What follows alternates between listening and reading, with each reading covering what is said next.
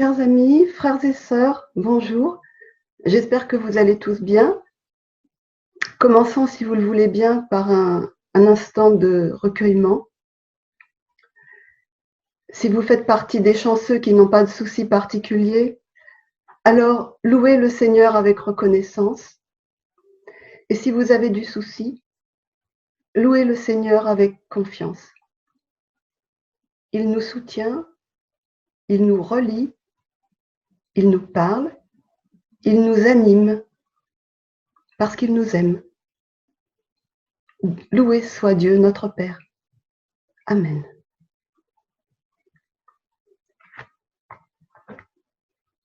Vous allez certainement reconnaître sans peine un épisode biblique célèbre dans cette illustration allemande du XIVe siècle. Et oui, tout juste, c'est bien l'histoire de la destruction par Dieu des villes pécheresses de Sodome et Gomorrhe. Vous pouvez lire cet épisode au chapitre 19 de la Genèse. À gauche de l'image, on voit les villes en train de subir la destruction annoncée.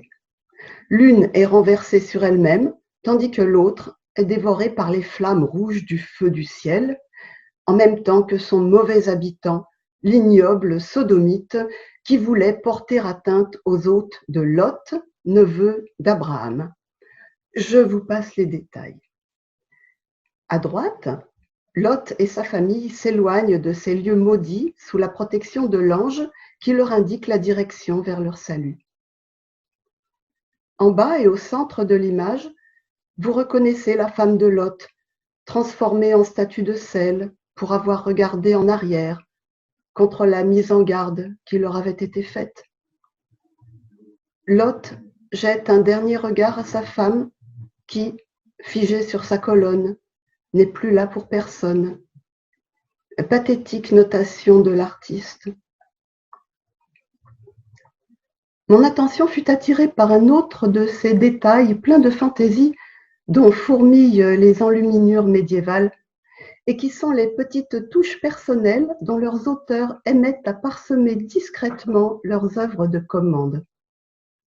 Ce petit détail, vous l'aurez deviné, c'est la chèvre qui est en train de lécher la statue.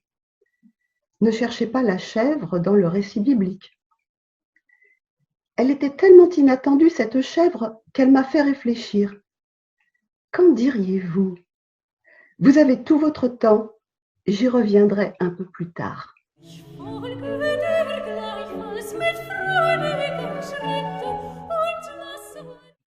Il n'y a pas que les chèvres qui aiment le sel. D'abord, si on aime le sel, c'est parce que notre organisme en a besoin. Nous n'en sommes peut-être pas conscients parce que nous pouvons en acheter autant que nous voulons pour pas cher, mais dans de vastes régions du monde, il n'y a aucun sel disponible.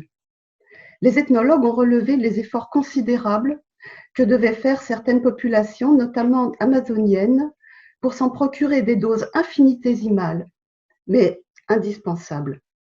Ces gens mettent 1 an ou plus à absorber ce que nous ingérons parfois en un seul repas. Il y a du sucre partout dans les plantes, mais pas de sel. Il faut l'extraire du sol ou de la mer. Il n'est pas immédiatement à portée de main. Donc, ce n'est pas pour rien que Jésus parle du sel de la terre et non pas du sucre de la terre. Vous êtes le sel de la terre, dit-il. C'est la même chose pour la lumière. Pour s'éclairer la nuit, il faut inventer des systèmes d'éclairage. Ce n'est pas non plus spontané, dit encore Jésus, d'être la lumière du monde. Le sel et la lumière ont ceci en commun, qu'ils se dispersent, se diffusent, et que c'est ainsi qu'ils remplissent leur fonction. On ne met pas l'œil en contact avec la lampe, on voit à distance ce que la lampe éclaire. Le sel diffuse sa saveur comme la lampe sa lumière. Le levain entre dans cette catégorie. On ne mange pas du levain tout seul, mais du pain au levain. Moralité, c'est tout ce qui se disperse qui a de la valeur aux yeux de Jésus. Ou plutôt, la valeur de quelque chose, sel, lumière, levain, vient de sa capacité à disparaître en tant que tel au profit d'autre chose. Non pas de disparaître sans laisser de traces, ce serait contradictoire avec leur mission respective d'assaisonner, d'éclairer, de soulever le monde.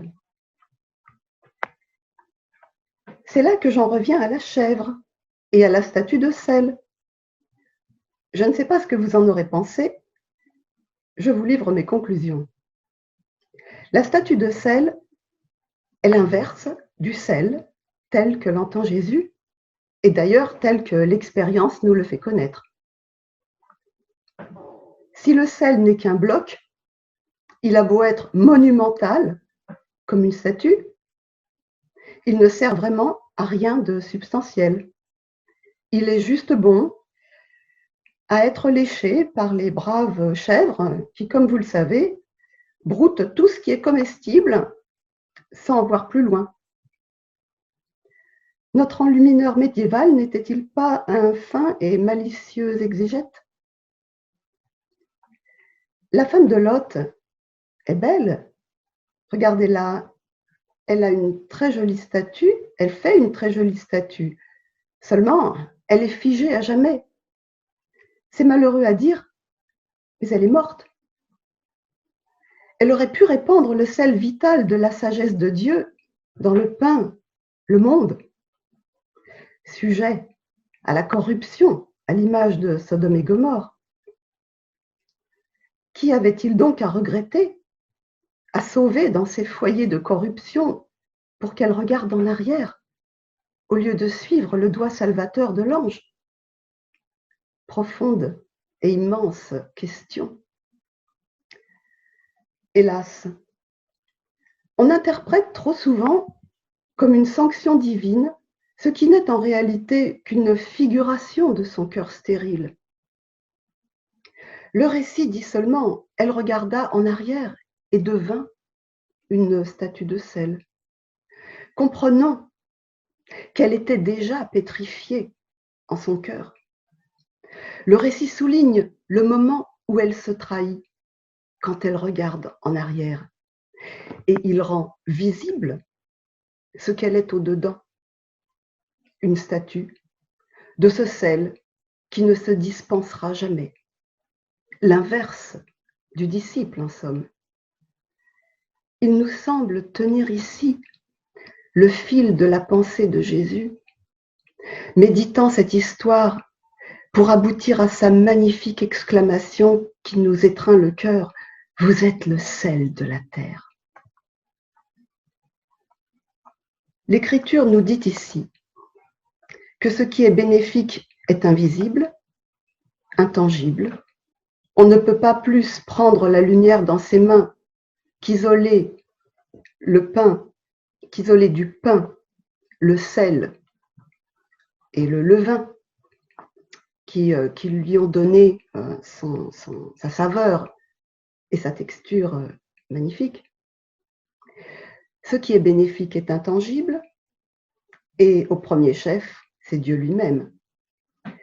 Rien de ce qui est statufié n'a sa place dans l'Écriture. Faites une statue de Dieu et vous avez une idole. Ne prenons pas les images au pied de la lettre. La statue est une simple image dont nous devons évidemment élargir la portée. Il y a beaucoup de façons de statufier Dieu. Vous savez bien que c'est le défi permanent de la religion, et comme d'ailleurs de toute pensée qui s'en méfie. La voie est effectivement étroite vers la vérité invisible et intangible qui ne se fait